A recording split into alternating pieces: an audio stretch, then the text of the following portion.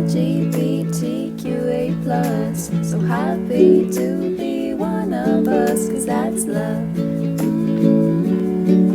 That's love. Hi, my name's Layla Kutschker, and this is my book, Barely Steeped Tea.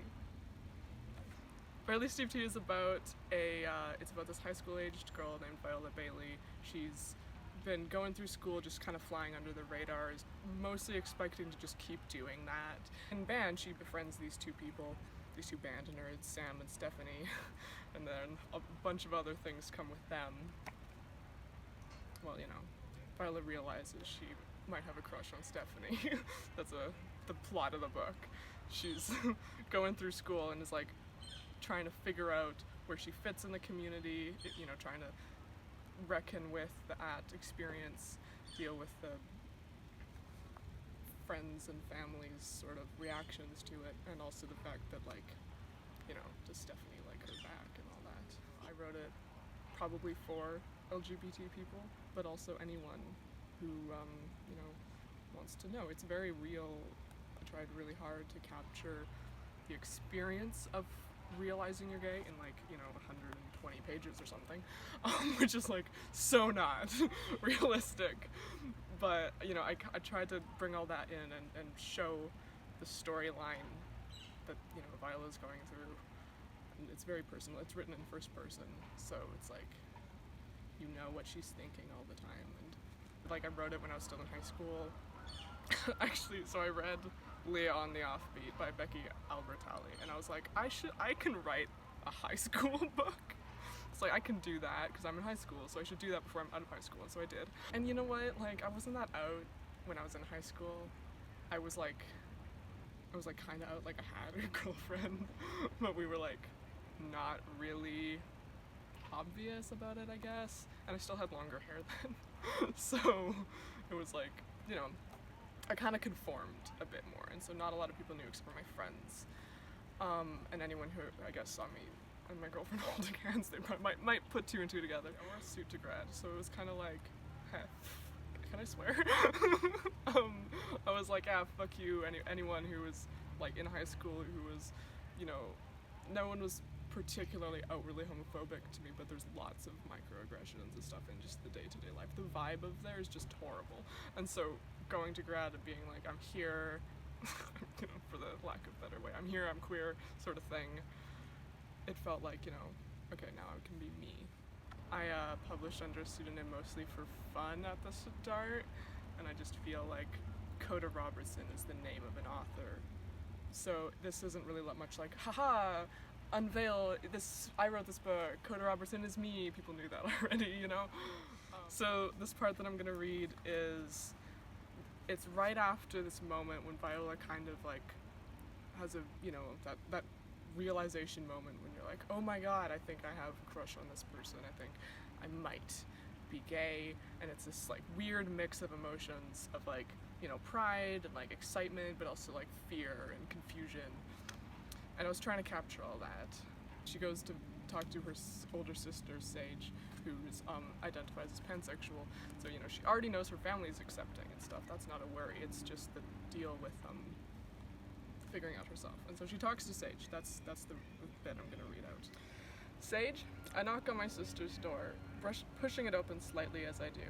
She's at her desk with a long scholarly-looking article open on her computer, but she's actually just looking at memes on her phone and not reading the article. She spins around in her desk chair, dropping her phone on the desk. What's up? Do you have a minute or 30? She raises an eyebrow. This could go one of two ways. I take that as an invitation to sit down. It's not like she was actually doing her homework. I grab her guitar stool that she never uses anymore and slide onto it. It's been a week since the Halloween party, and I'm still having this ongoing crisis, so time to figure it out. Okay. How do you tell if you have a crush on someone? I ask.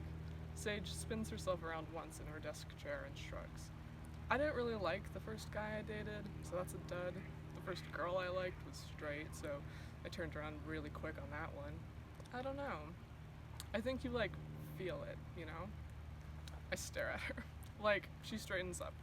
You know that scene in Lord of the Rings when Eowyn is about to kill the big baddie, Witch King, and he's like, "No man can kill me," and she like rips off her helmet, revealing that she's a woman, and goes, "I am no man," and stabs him. You know that feeling? I open my mouth to reply, but then close it again, not knowing what to say. Right. I guess that's not a good example, because you're straight. Sage mumbles, spinning around in her chair still. Well, that's what I'm here about, I whisper. Sage stops herself from spinning by planting one foot on the floor suddenly. She gasps and covers her mouth with her hands, and my muscles tense up, but when she lowers her hands, she's smiling. I don't like how she's looking at me. It feels like I'm on a spotlight on stage, and everyone's laughing at me. Do you have a crush on a girl? Before I can reply again, Sage interrupts me. Right, I suppose that's what you're trying to figure out. Yeah. So who is it? Stephanie. Sage starts spinning in her chair again. Stephanie. She articulates every syllable. Then she stops spinning. So what was the catalyst to the crisis? You mean, when did I start questioning? Exactly. Like a week ago on Halloween. I was at Stephanie's house and we watched A Quiet Place. She was really scared and we kind of almost cuddled. Sage is vibrating in her chair.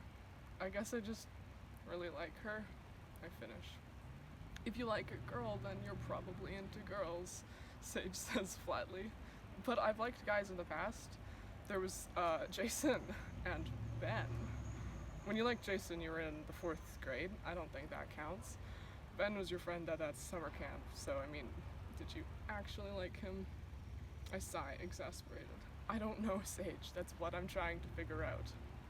Hey, there's no race to find an identity. Sage suddenly grows serious.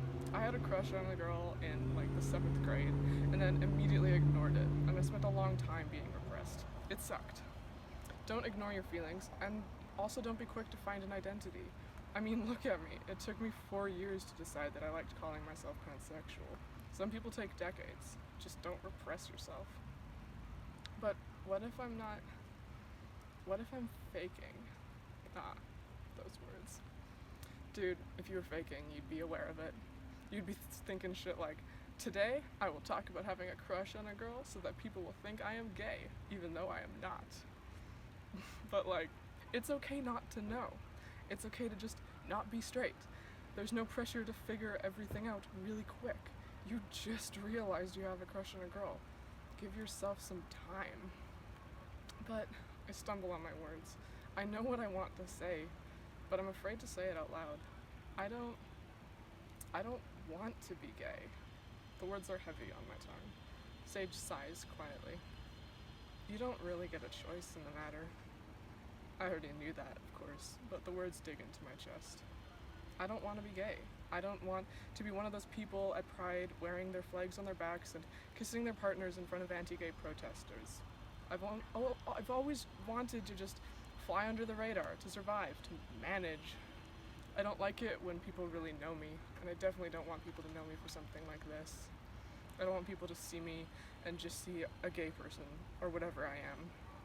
This year was the first time in a long time that I pushed myself out of my comfort zone, and now it's like I'm being pushed into a spotlight of a show I didn't get to read before taking the lead role. Gay people are supposed to feel pride, right? They're supposed to be strong and brave and resilient. I'm none of those things. I just want to get by. I don't want to have to deal with everything that gay people have to deal with. I'm just not brave enough for that. I stand up quickly. I'm gonna go to bed, I say, and walk out of Sage's room. She watches me go and doesn't say anything. And so I won't be doing this again. This is a limited edition cover. It's grass on the back too. You can find it at the Pride pop-up shop, this version with this cover. I suppose there'll be 29 copies because I have this one now. From October 14th through 17th. And you can also find it as an ebook on, you can go to bookstoread.com/barelysteepedtea. You can also come to my book signing on October 16th from 6 to 7 at the Pride pop-up shop. LGBTQA+, so happy to